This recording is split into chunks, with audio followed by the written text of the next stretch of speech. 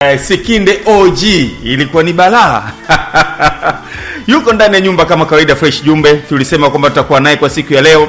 Ana vingi vya kuzungumza kuhusiana na muziki wa dance nchini Tanzania na mengi ambayo ameyaona na anaotarajia kuyafanya kuhusiana na masuala ya muziki wa dance nchini Tanzania.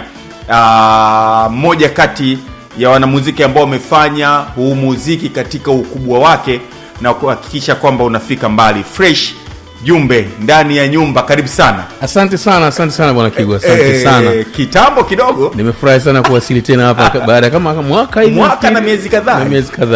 Lakini hii radio yetu mimi nafurahi sana. Karibu sana. Asante sana. Wakati unafika ilikuwa ni wakati wa Sikinde OG. Nilikuja mara mwisho kama Sikinde OG. Na watu wengi wakategemea kwamba manake walisema nguvu kubwa ya Sikinde OG ilikuwa inaonekana kama ndio Sikinde OG ndio Fresh Jumbe. Ni kweli. Imekuwaje sasa? Manake unajua niliweka wazi wakati ule, nafikiri niliweka wazi na watu wote walijua. Watu wakuamini lile. Kwa sababu niliweka nguvu pia wakati ule tulikuwa pale. Karibu kila wimbo nilitake part pale na nilitoa mchango wangu, na katika ile recording zao zote zilizopita kulikuwa na nyimbo zangu 2 pia pale. Ndiyo. Na kila wimbo nilikuwa nimeshiriki kwa nguvu kubwa kabisa. Lakini nilikuwa mimi sio member kamili wa OG. Sasa nilikuwa ni kama support, kwa sababu unajua wanamuziki tunasupportiana tu kile kama inavyotakiwa. Sasa kwa pale sikuwa member, lakini nguvu yangu ilikuwa kubwa. Lakini sasa hivi niko na kitu changu mimi mwenyewe. Ndio. Wakati ule ndio ulikuwa umerudi na kama vile ukaingia kwenye ukaingia katika kuhakikisha kwamba unaangalia muziki wa dance unakwenda vipi. Wakati ndio umetoka Japan sasa. Sawa. Na umefika, nafikiri ndio ukakuta ule mgawanyiko wa OG na wengine wakabaki. Sawa kabisa. Ilikuwaje ukachagua upande ule kwa kipindi kile yani? Maana turudi kwanza, tuanzie huko ili alafu tuje huko. Unajua mimi nilipokuja ndio ilikuwa nimefika kama leo, kesho nikaambiwa ile, nikasikia tu Sikinde wanaingia studio kurekodi. Unaona? Sasa mimi mawazo yangu nikajua najua ni Sikinde, of course Sikinde naijua Mlimani Park kwa Sikinde. Kwa hiyo ndugu zako wako studio wanaomba ikiwezekana ukaweke sauti yako pale. Na wamesha rekodi tena. Ule wimbo ulikuwa wamesha rekodi. Mimi nikaenda nikawakuta wako studio. Ndio. Nimefika kama leo, kesho nikaingia studio, nikaweka, wakanipa maneno yale, nikausikiza ule wimbo kidogo kama mara moja mara mbili, nikaingiza sauti yangu. Ndio. Hivyo ndivyo nilivyokuwa nao. Sasa mpaka wakati huo mimi naingiza sauti, mimi najua pale niko na Mlimani Park Orchestra. Mpaka unaingiza sauti? Sikujua kama kuna Sikinde nyingine imejitenga au vipi. Na nafikiri wakati ule ilikuwa haijaanzishwa hiyo OG. Ndio. Ilikuwa haijaanzishwa, ni kwamba kulikuwa na project ya baadhi ya wapenzi wa OG na wapenzi wa Sikinde. Kwa hiyo wakawa wanarekodi ule wimbo nje ya ile bendi yenyewe Mlimani Park. Lakini walichukua baadhi ya wanamuziki kutoka kule ndani waje wa rekodi ile. Sasa na mimi nikaingizwa pale bila kujua lolote. Kwa hiyo sasa baada ya hapo ile OG nakumbuka ilivyoanza, baada ya ile recording ile ikatokea show fulani hivi ilikuwa inapigwa kule Mlimani City. Ya Koffi Olomide. Ndio. Na mimi pia wakaniambia bwana, sasa Fresh ile show tutakuwa wote uje support na nini, na mimi kweli nikaenda kwenye ile show. Ndio. Sasa vurugu ilianzia hiyo siku hiyo, kwa sababu wale wanasema waliomba ruhusa kule na wakaambiwa saa 12 wawe wamefika kule, sijui saa 12 au saa 1 saa 2 walikuwa na show ile bendi ya Mlimani Park yenyewe walikuwa na show. Sasa mimi mpaka wakati sijui kabisa. Sijui kabisa, tunaenda pale mimi nachukulia tu kama kawaida. Naona wenzangu wengine wanafanya mbio wanataka wafanye waondoke na nini. Unaona? Sasa baadaye tulivyomaliza kupiga pale show, ile party yetu tulivyomaliza, wale wakapelekwa wakatafuta usafiri wa haraka, kila mtu na njia yake, mwingine bodaboda, mwingine bajaji nini, wakaenda kule. Ikasemekana kwamba kumbe huko walikofika walikuwa wamechelewa kwenye show ya Mlimani Park Orchestra. Wakasimamishwa. Ndio. Sasa kusimamishwa ndio hapo ilipotokea vurugu, baadaye ndio wakawa wametoka, ndio OG kaanza sasa. Ilianzia kuanzia hapo. Bana, ulibeba mpaka na mzee wangu mzee wangu nani ule bana alipita OSS Skas Kasambula. Nikasema hizi vocals zikutana huko itakuwa balaa. Na sasa hivi amerudi, unajua nasikia amerudi yuko OG sasa. Yuko OG sasa hivi tena. Okay, wakati umefika sasa nchini Tanzania, umetoka Japan. Kwa makazi yako ndani ya OG na muziki wa dance nchini Tanzania ulivyoukuta, ulikisoma nini?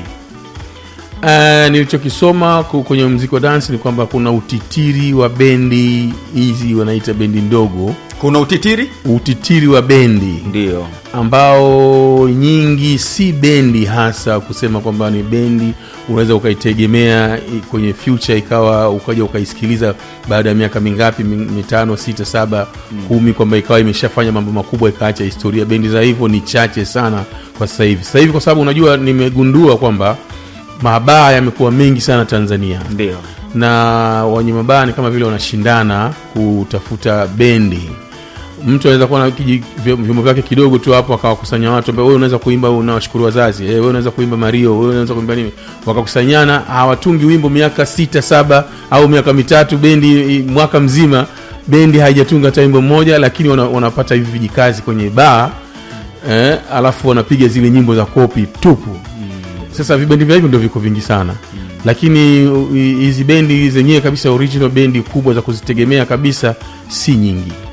Zipo lakini nadhani zinafanya vizuri. Okay. Ndio. Sasa nini mtazamo wako na nguvu yako kama nguli, mtetezi wa muziki, umeupigania muziki, una tungo kubwa za kimuziki kutoka Msondongoma mpaka Mlimani Park Orchestra. Ulishawahi kutoa mawazo yako kwa hizi bendi nyingine kwamba hebu hangaikeni basi, jaribuni kuingia studio, hebu jaribuni basi kwa kama mna bendi ambazo zina uwezo wa kuingia kwenye kushindana hivi ninavyosema bendi vidogo? Hizo huwezi kuvishauri kwa sababu vimeanzishwa kwa ajili hiyo. Okay. Kwa hiyo wenyewe hata ukiwauliza, nakaa nao saa nyingine nauliza, sasa nyinyi vipi mtatunga wimbo vipi? Wana mpango bora tu, wamepata sehemu wakipiga wanapewa senti ya kula leo na kesho. Sasa wale wanaona kwa upande huo ni sawa. Unajua kuna wale wanamuziki alafu kuna ndio tuseme kuna wasanii vitu gani unajua. Mwanamuziki ambaye una mpango wa kimaendeleo huwezi kupiga kwenye bendi zile kwa muda mrefu. Labda unajisikiza tu kwa muda mfupi kidogo, lakini ufanye lazima utafanya kitu cha maana. Kwa mfano kama hii bendi nimeanzisha mimi sasa hivi, mimi nimeanzisha bendi. Ndio. Kwa hiyo hii bendi ni kwamba haiangalii, unaweza hata usione kwenye vijibaba hivi au kwenye mababa, lakini utakuja kuishtukia mara iko Kenya, mara iko Uganda, mara iko Japan, mara hivi. Sasa unatakiwa tangu unaanzisha ile bendi, nia hiyo na dhamira yako iko kwenye kuendelea. Na ili uendelee lazima utengeze nyimbo zako. Utatunga nyimbo zako za aina gani? Sasa hivi watu wanataka muziki wa aina gani? Na nia yangu kubwa mimi ni kuwashirikisha vijana wadogo ambao ndio wengi wao kwenye hivyo vibendi hivi ambavyo si vya kimaendeleo. Ndio. Unaona sasa na watu wa Tanzania wengi walioko sasa hivi wengi ni watoto wadogo, vijana wadogo. Sasa tukiwachukua wale vijana wadogo, tukiwashirikisha, tukiwaelekeza vizuri, tukifanya hivyo ambavyo nia yangu mimi ninayo, najua muziki unaweza kupanuka zaidi hata kwa nchini hapa, hata watoto wanaweza kaamua kupiga muziki wetu wa dance. Okay. Umetoka Sikinde OG, ndio. Ukimya ukatawala, ndio. Umekuja kuibuka na Samurais. Ndio. Nini maana Samurais kwanza? Yaani mtu akisikiliza neno Samurais ni nini? Samurais na ni neno la lugha gani? Samurai ni neno la Kijapani. Samurai. Sasa Samurais kwa sababu wako wengi. Na itakiwa tuweke S pale, lakini wenyewe tumeamua kuweka Z pale. Samurais. Lakini Samurais. Yaani wale wote kila member aliyokuwa kwenye bendi yangu yeye ni Samurai. Ukiwachanganya wote ni Samurais. Okay. Na Samurais maana Samurai ni shujaa wa Kijapani. Ni wale wababe wa kivita wa Kijapani. Mtu ambaye hakubali kushindwa. Mtu ambaye ili umshinde labda umuue.